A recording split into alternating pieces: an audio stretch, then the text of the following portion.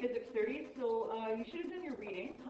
Hopefully you finished your reading, you've had enough time to do that. If you have any questions about the questions on the reading, we'll go over them on Tuesday, and we'll also worry about coloring the outcomes on Tuesday. Right now, I just want to get this lesson and introduce you guys to electrical energy and get this lesson done relatively quickly so that you can have the rest of the class to do some practice problems and get a head start on your unit assignment, which will be due Monday, March 12th. So it will be due the Monday that we come back after Teachers' Convention. So some of that you'll have to do on your own over that break. Today we're going to talk about electrical energy. And what I really want to ingrain in you is that electrical potential energy is extremely similar to gravitational potential energy. It's a potential energy. It's energy that's stored in a system of two charges that are a certain distance apart. And generally when we're talking about electric potential energy, we're usually just talking about some charge within charge plates, but I'll get to that. What I first want to do is review gravitational potential energy.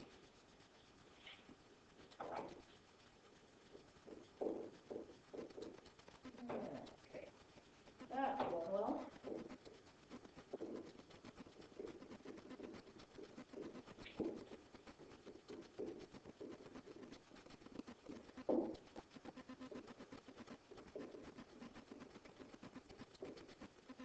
Okay, so we have here a diagram illustrating the change in gravitational potential energy that an object undergoes when it's dropped towards the surface. We have some reference height, which is what the ground is here. So the ground provides our reference height.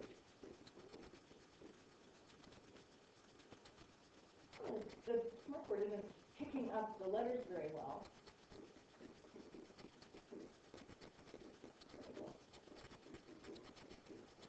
So in MERS, reference height became a big deal when you're analyzing roller coaster situations. Like if you had, this is the ground, don't draw it. And then, that was part of the roller coaster. And you had height here, maybe this is 2 meters, like the mine bender, it was kind of small. Sorry, I think it's 2 meters, it was 4 meters. So let's say it's 4 meters. And then here is 40 meters. Right? You can find your gravitational potential energy at this point with reference to the ground, in which case you're using 40 meters as a height. Or you can use this as your reference point, because if the roller coaster never falls below this low point here, there's no sense making the reference height the ground. You might as well make the reference height the lowest part of the roller coaster. So that's what we always want to define, a reference height with gravitational potential energy. So when the object at the top here, like this object here, it has a high gravitational potential energy because it's at a higher height above the reference height, above the ground, than it is when it's at this point where it has a lower potential energy. And then, of course, it may or may not have kinetic energy to start, depending on if it has velocity or not. So just to step back a little bit here, Newton's second law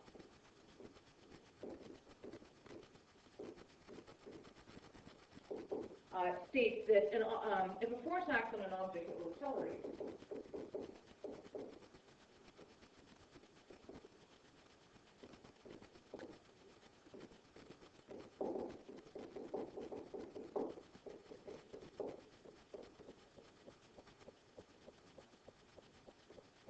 So in terms of gravitational potential energy, at this point here, there's a large force of gravity that's acting on that object, causing it to accelerate down towards the ground. So if you drop the object,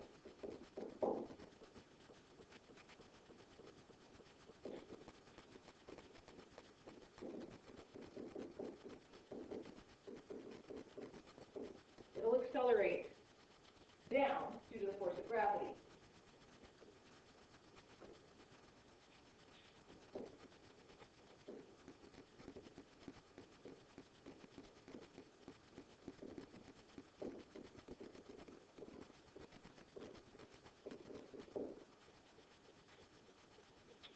It has its greatest EP up here, so this is the greatest point.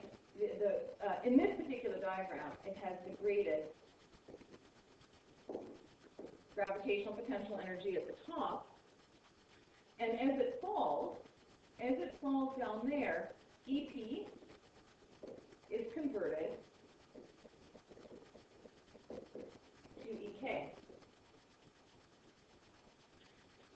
the bottom here, it has all Ek, and therefore it has the greatest velocity at that point.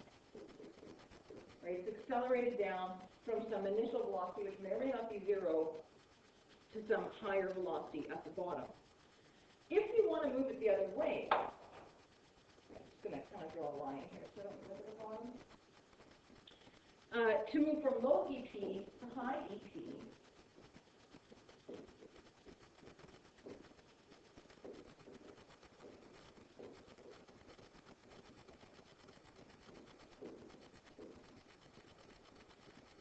you must do work against gravity.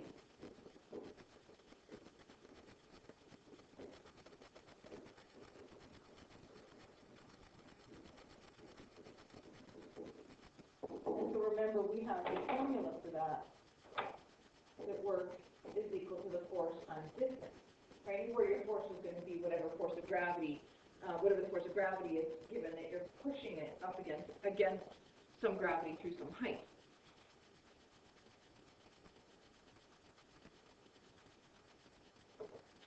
So electric potential energy, I want you to really understand that it acts just like gravitational potential energy.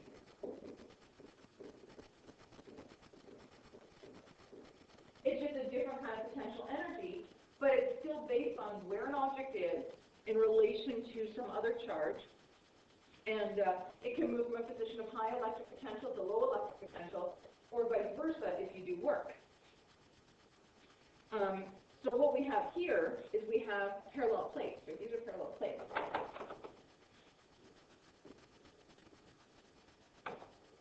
Okay. Sorry, the smartboard's being a bit of a problem. So we have parallel plates that have a uniform electric field in them, which we'll talk about in a few minutes. There's a uniform electric field between those two plates. So like an object that's placed in a position of high gravitational potential energy and is allowed to move to a position of low gravitational potential energy, it will move there by accelerating because some force has acted on it. The same thing happens with this charge. We have this positive charge here that's being held next to the positive plate, which is where it doesn't want to be, right? There's a force of repulsion there. Because the positive charge and the positive plate don't want to be together. So if you hold a charge somewhere where it doesn't want to be, so you hold a positive charge next to a positive plate or a negative charge next to a negative plate, that gives that charge a high amount of electric potential energy, because as soon as you let it go, it will accelerate due to that force of repulsion towards where it wants to be.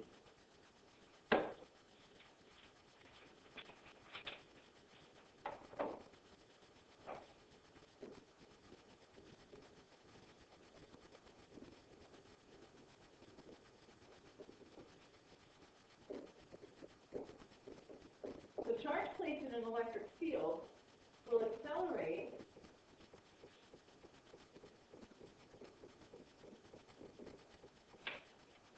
from an area of high potential energy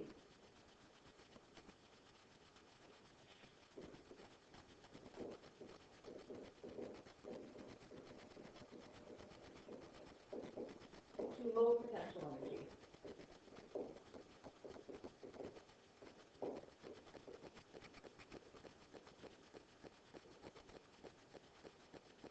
And that's due to the electrostatic force acting on it.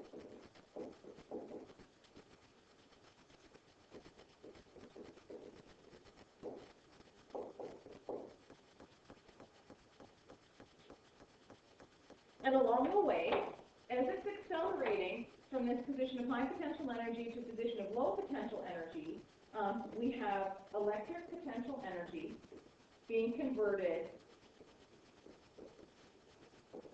to kinetic energy.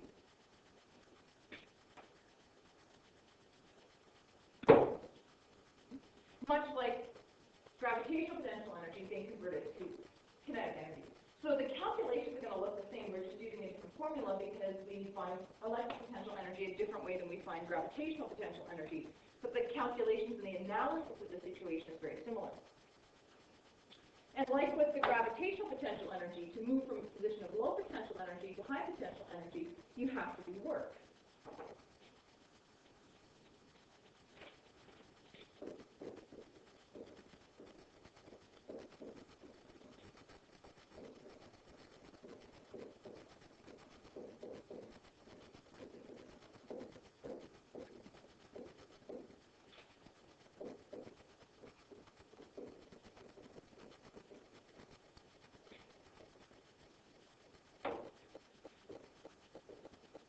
Wow, this smartboard is just behaving terribly today.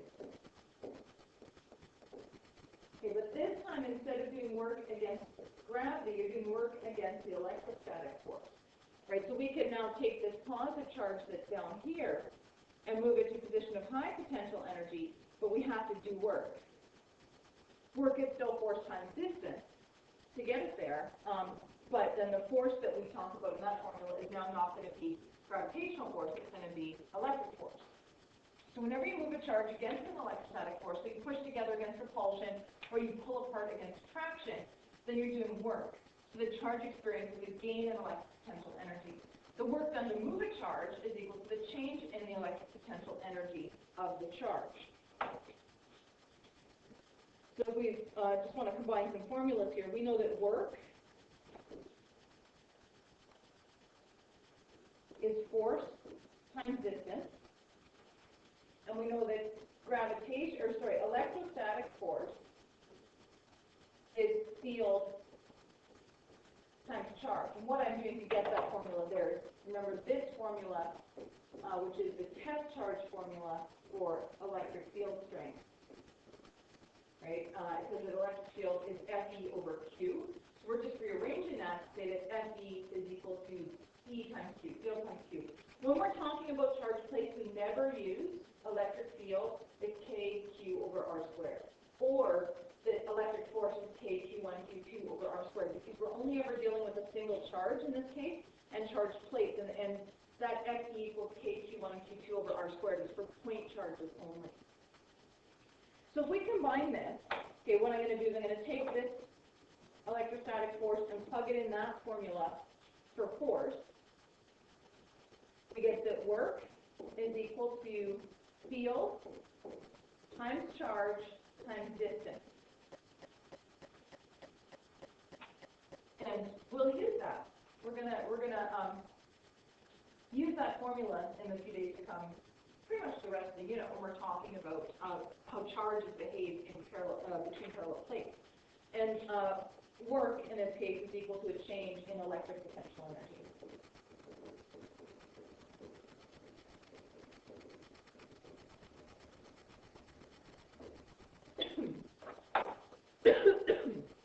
Okay, so before we go on, we need to define something called potential difference or voltage. Okay?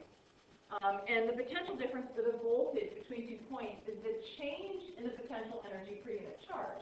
So voltage is an electricity concept. So those of you in Science 30 or have taken Science 30, voltage is part of Ohm's law. We talk about circuits. We don't talk about that in Physics 30.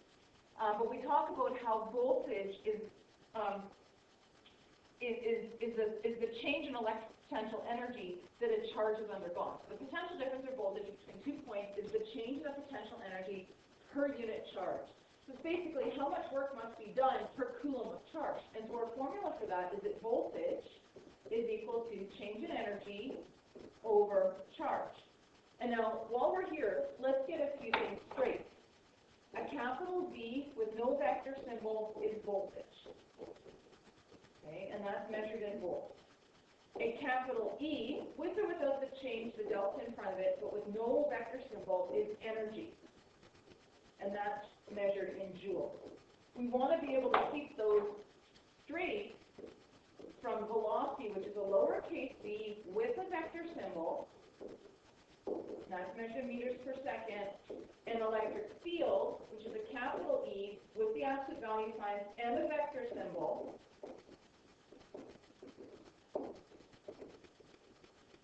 and that's measured in Newton Coulomb. So on your formula sheet, if it's a capital E with no vector symbol on it, that is an energy quantity in that formula. And if it has a vector symbol, it's an electric field quantity. So what's going on here is this voltage is the voltage or potential difference is equal to the amount of work that has to be done to move a particular charge. So it's basically the amount of work done per coulomb of charge. And we're usually talking about within charge plates, but we can at least say within an electric field.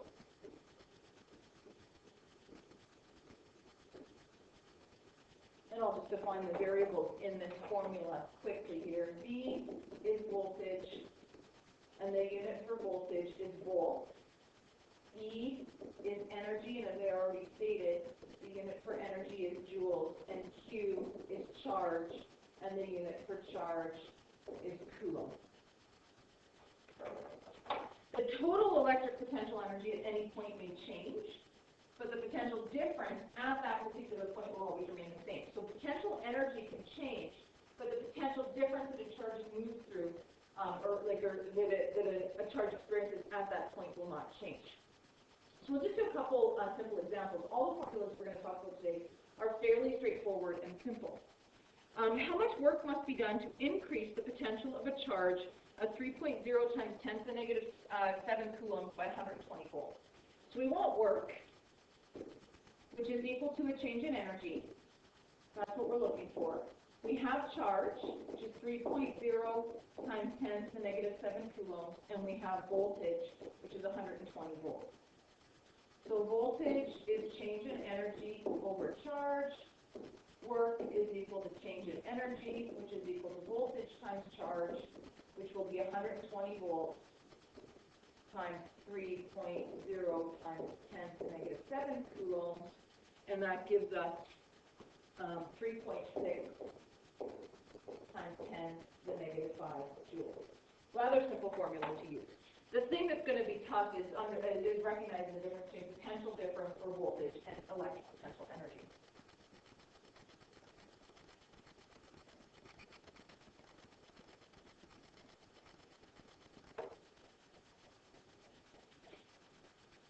Okay, example 2. If a 2.0 times 10 to the negative 4 joule, if 2.0 times 10 to the negative 4 joules of work are done, or is done, to move a 5 microcoulomb charge from point A to point B 6 centimeters away, what is the average force required to move the charge? Because we're looking for force. So let's look at what we have. We have energy, which is 2.0 times 10 to the negative 4 joules.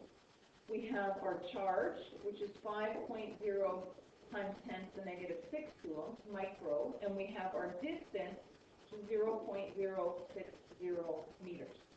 We want force. So basically, we're going to use that work is force times distance. Remember, work is a scalar, force and distance are both vectors, although we don't really have a direction on our distance here. Force, and that will be electrostatic force, is work over distance. We have 2.0 times 10 to the negative 4 joules, and that's divided by 0.060 meters, which gives us 3.3 times 10 to the negative 3 newtons. And I've got here in brackets y average. And why that's an average is because if we're just talking about moving charges from point A to point B, we don't know specifically that those charges are within parallel plates. Say we're just moving it closer to or further away from like a bigger charge, then that is the force at that, basically at that instant, or the average force of the whole movement, because actually the force will vary, right? It's a changing quantity. What is the average electric field acting on the charge? Now we go back to our field formula for test charge. So field is equal to electrostatic force divided by charge, which is the force that we just found, 3.3 times 10 to the negative 3 newtons, divided by 5.0 times 10 to the negative 6 coulombs, and that gives us an electric field strength of 6.7 times 10 to the 2 newtons coulomb.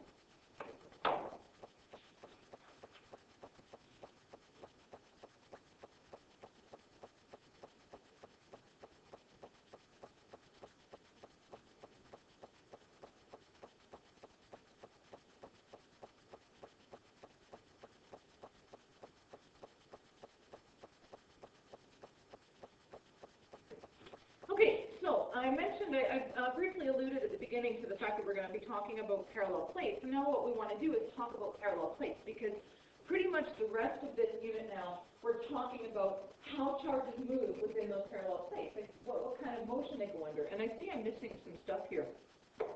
The bottom plate there is negative. There should be positive charges. There should be positive charges along the top.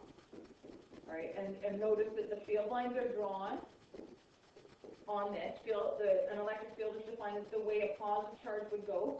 So parallel plates are always drawn away from positive and towards negative, which is on here. When we're talking about parallel plates, the electric field between two oppositely charged plates is uniform, which means it's constant. It doesn't change. No matter where you are in the plate, between the plates, the electric field is the same. The electric field that a charge experiences anywhere between those plates is always going to be the same. The voltage it has to move through may differ, and the amount of energy that that's because of the amount of energy that is required to move it to that voltage, depending on the distance you're moving it, will be different. Okay, so E equals KQ1 over R squared is completely useless with charged plates. Don't ever use that formula when we're talking about charged plates, because we're not talking about a single point charge here. We're talking about a test charge within a field experiencing a force. This formula implies you have some sort of test charge or source charge that's causing the field, and we don't have that. We have parallel plates hooked up to some sort of voltage source. So if a uniform field exists, then a potential difference can be found using this particular formula here. Or well, we'll derive the formula from other formulas that we know. We have voltage is equal to a change in energy over charge, okay, which is work over charge. Work is force times distance, so then this becomes force times distance over charge, which we can split into force over charge times distance. Okay, and so that force over charge is just our electric field formula for a test charge, and then that's times distance. So we have voltage is equal to electric field times distance, or electric field strength between charged plates is equal to voltage over displacement. Okay, this is only for a uniform field between charged parallel plates.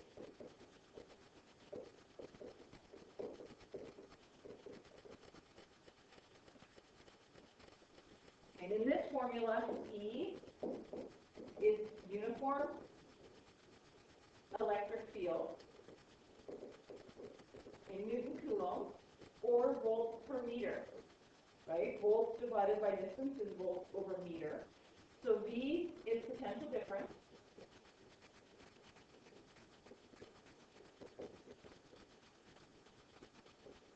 in volts, also called voltage, and V is the distance between the plates.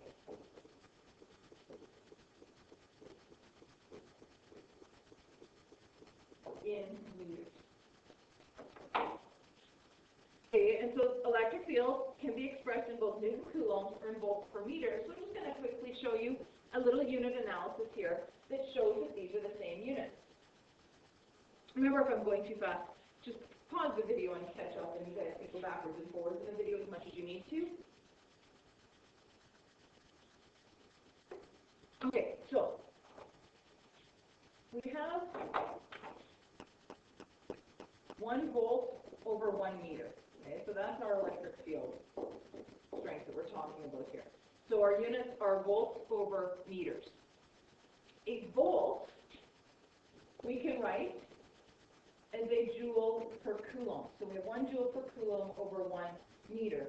And I'm writing joule per coulomb because voltage is equal to energy over charge. So that's joule over coulomb. So I have 1 joule over coulomb divided by 1 meter, which if I write that out so I can actually do something with it, I've got 1 joule divided by 1 coulomb divided by 1 meter, which is the same thing as times 1 over 1 meter. So then I have 1 joule over 1 coulomb per meter, or coulomb times meter. A joule, okay, so I'm going to continue this on here. I can write a joule as a Newton meter. So 1 Newton meter over 1 coulomb meter. And I'm writing a joule as a Newton meter because work equals force times distance. So this is a joule is equal to a Newton times a meter. And then that leaves me with, my meters cancel, I get 1 Newton over 1 coulomb. Hence, 1 volt per meter is equal to 1 Newton per coulomb. Okay, so now we'll just do a few more examples here, working with our different formulas. So our formula for uniform electric field strength between plates, and our formula for voltage and electric potential energy. Two oppositely charged plates are 12 centimeters apart. An electron gains 2.50 times 10 to the negative 17 joules of energy as it moves across the gap between the plates. Calculate the electric field between the plates. So we want electric field. So electric field between plates is voltage over distance. What we have here, we've got our distance, which is 0.130 meters. We have energy, which is 2.50 times 10 to the negative 17 joules. So we're told that electron, it gains that much energy. We're doing that much work to move it across the gap between the plates. And we want to calculate the electric field between the plates. So we don't have voltage, but we do know that voltage is equal to change in energy over charge. So I'm going to replace volt with that. Change in energy over charge divided by displacement, or distance, which is really change in energy over charge times distance. So I get 2.50 times 10 to the negative 17 joules divided by, I have an electron, so 1.60 times 10 to the negative 19 coulombs times the distance of 0.130 meters, and I've run out of space here a little, so I'm going to put this up here, 1.30 times 10 to the 3 volts per meter. And again, it doesn't matter whether you use volts per meter or newtons per coulomb, it's completely up to you. And you could have done this question one step by finding what voltage was first by doing energy divided by charge and then plugging that into this formula here. So solve for this one first and then plug it into there in 2 steps. But it's also nice to be able to get used to doing everything in 1 step. Okay, example 4. The electric potential difference between 2 parallel charged plates that are 0.330 meters apart is 4.20 times 10 to the 3 volts. The single electron increases its electric potential energy by moving a distance of 0.150 meters. Determine which plate the electron moves towards. So if it is increasing its electric potential energy, so it's increasing its electric potential energy. So that means it's moving to where it doesn't want to be.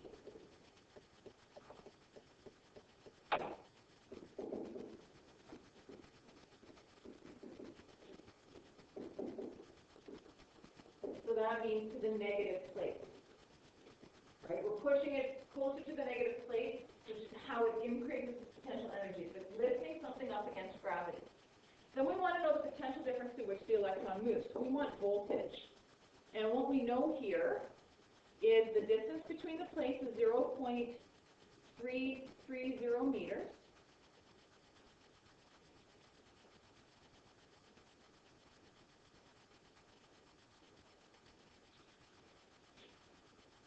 We have 1 voltage here, so we have that's the distance between the plates. So this is between the plates. So then we have the voltage between the plates. So that's 4.20 times 10 to the 3 volts. So this is between the plates. Okay, and we're going to move the electron through 0.150 meters. So we're moving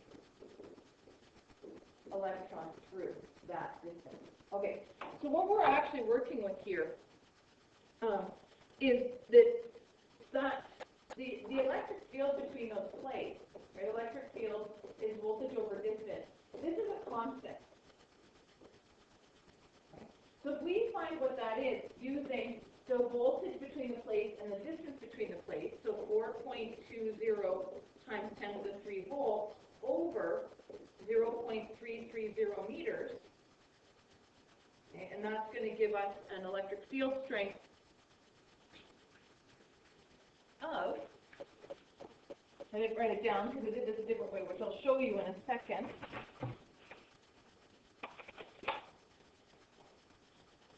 Okay, so 4,000 divided by 0.330. So electric field strength is 12121.21 volts per meter. And we want to know the voltage. Okay, so that's with this information. That's between the whole plate. So basically, we have the situation where maybe we've got a negative plate and a positive plate. The distance between the plates is 0.330 meters. But we're going to take an electron and we're going to move it through a distance of 0.150 meters. So the voltage between the whole plates there is the 4,200. Okay, so we can find our electric field strength between the plates to be 12,121 volts per meter. To move the electron through this little bit here so that it gains an energy, the voltage that it actually moves through is a little bit different. And what we have to do, the thing that remains constant between this distance here, between this distance here, is the electric field strength. So we want the voltage now using the electric field strength that we found to move it through that 0.150 meters.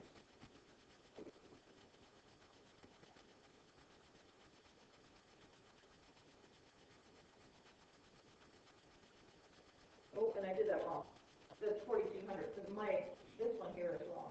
4,200 divided by 0.330. Okay, so this should be 12727.27 volts per meter. So then this should be 1272727 volts per meter. That's 0.150, which is 1909, or 1.91 times 10 to the 3 volts is our answer. Now, another way that you can do this, which is once you get the key, or if you're looking at the key, it's the way that it kind of covers it in that. It uses the fact that E is constant.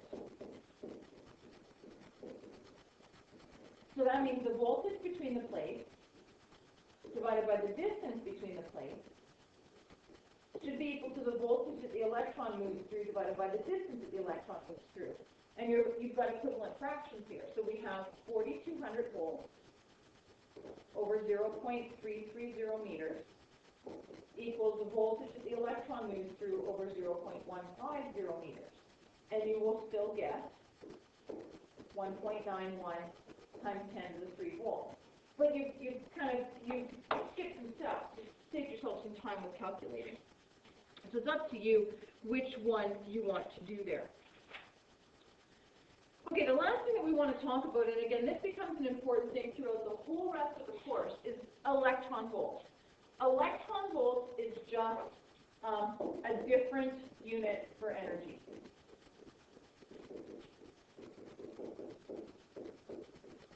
Because a joule is a really, really large number for dealing with the energies of electrons and atoms. Right? A joule is like it's a really big thing. So like the energies of electrons tend to be 10 to the negative 18 times 10 to the negative 20, and it gets annoying to have to work with those powers of 10 all the time. So we use this unit of energy, electron volts, whenever we deal with subatomic particles. And it's called electron volt because it's the energy that one electron gains by moving through one voltage of potential energy. So 1 electron volt is the energy gained by an electron by moving through 1 volt of potential energy. So if we use the formula that change in energy is voltage times charge, and we have 1 volt, right, the electron electron is moving through 1 volt of potential energy, and the charge on an electron is 1.60 times 10 to the negative 19 coulombs, then that means that an electron volt is what we get from that. So that 1 electron volt is equal to 1.60 times 10 to the negative 19 joules.